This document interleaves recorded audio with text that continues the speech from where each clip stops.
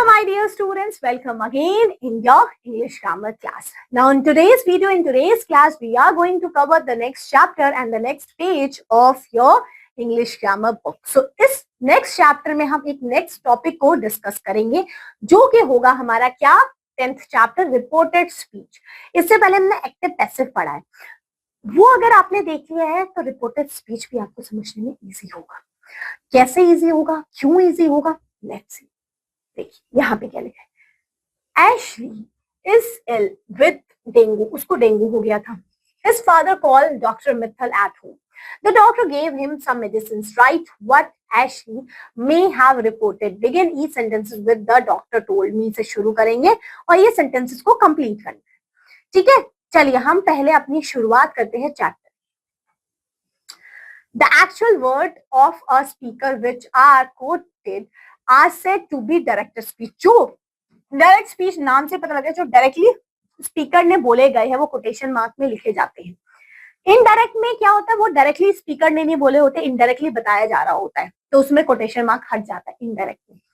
ठीक है, so example लिखा है, रवि सेड, रवि ने कहा, please can you give me some food to eat, क्या तुम मुझे थोड़ा खाना दे सकते हो खाने के लिए. नेक्स्ट लिखा, when the substance of what a speaker said to quoted without giving actual word, it is known as indirect speech. जब हमें जो actual word speaker के directly वैसे ना बताई जाए और वहां से quotation mark हट जाए तो indirect speech होती है. एग्जाम्पल है, Ravi requested if we could give him some food to eat. Ravi ने रिक्वेस्ट किया कि क्या हम कुछ खाना दे सकते हैं उसको खाने के लिए. There are certain rules to be observed when converting from direct to indirect. Direct to indirect में हमें कुछ रूल्स को फॉलो करने हैं. जैसे फर्स्ट है, if the reporting verb is in the past tense, in the reported speech is also in the past tense. इसमें change नहीं होता है. shall, should, will, would, come, came, is coming, was coming. So is all. अगर वहां पे आपकी बात की गई है कि पास्ट टेंस में तो पास्ट में ही रहेगा. देखिए यहाँ पे मे माइट इनका प्रेजेंट टू पास्ट लिखा है, कैन का कुड, हैज कम का had come, has been coming का हैड बीन कमिंग हो जाएगा. प्रेजेंट से पास्ट में कैसे चेंज होता है हम सभी को पता है. In the reporting verb is in the present और future tense, the tense of the verb is in reported speech is not change. देखिए अगर वो प्रेजेंट और फ्यूचर में है तब चेंज नहीं होगा. जिस लिखा है प्रेजेंट पे लिखा है, the servant says T is ready, तो इसमें चेंज नहीं होगा. चेंज कब होएगा, जब पास्ट में है कोई चीज. So pronouns and possessive adjective in the first and second persons in the direct speech are not changed with the third person in the indirect speech. देखो ऐसे है, I, you, your सिंगुलर के लिए use करे जाएंगे और we, you हम plural के लिए यूज करेंगे. जैसे ये सब चेंजेस आते हैं यहाँ पे.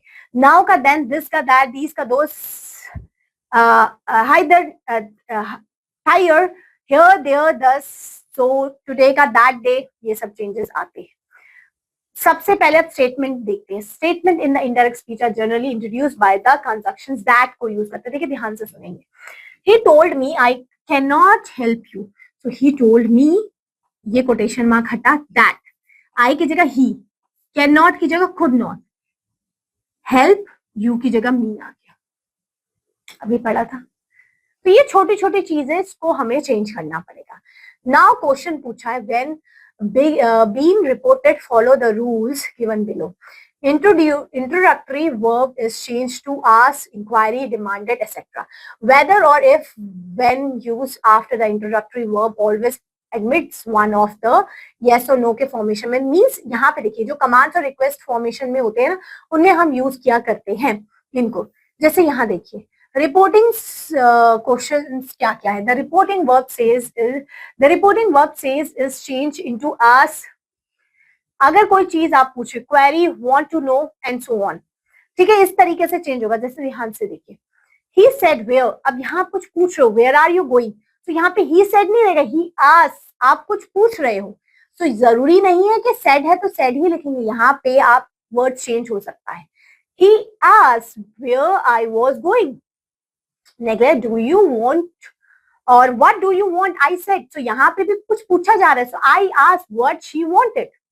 ठीक है, नेक्स्ट क्या, why did you talk to him, he said. तो यहाँ पे भी आपने पूछा है, he asked why she had talk to him, क्यों बात की तुमने उससे, ठीक है, इस तरीके से. So reporting commands and request. So the reporting verbs says is change to request, order, tell, advice, ये सब में चेंज हो जाते हैं. रिक्वेस्ट, ठीक है, अगर आप रिक्वेस्ट करोगे तो रिक्वेस्ट आ जाएगा, क्वेश्चन पूछो तो आस्क आ जाएगा, ठीक है, जैसे यहाँ लिखा है the teacher said open the door Mohan. तो यहाँ क्या किया, टीचर ने आपको बोला है. So the teacher told Mohan to open the door.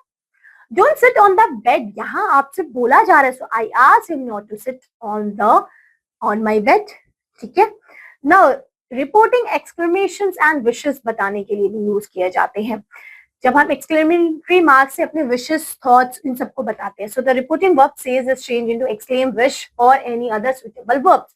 The exclamatory phrase और the words such as oh, well, hurray, alas, bravo and so on are replaced by joy, sorrow, regrets. इन सब में ये इमोशंस को हमारे बताते हैं, ठीक है. सो कंजक्शन दैट को किस तरीके से यूज करेंगे देखिए. जैसे फर्स्ट लिखा he said अल्लास he is dead, तो यहाँ आप एक्सक्लेम कर रहे हो ही इज सॉरोड विद. अब यहाँ पे आपको दुख हुआ दैट ही वाज डेड, ठीक है. नेक्स्ट हुर्रे, अब इस केस में आपको खुशी हो रही है. Hurray we have won the match, said the cricketer. Cricketer ने कहा हम मैच जीत गए. So the cricketer exclaimed with joy that he had won the match, ठीक है. तो यहाँ पे हम यूज करते हैं. Now read the example carefully, note the changes made in the reported speech. जैसे thank you she said, she thank me. I am sorry she said, she apologised. Next है could you help us, they said they asked me to help them, ठीक है. इस तरीके से हमने इसको use किए.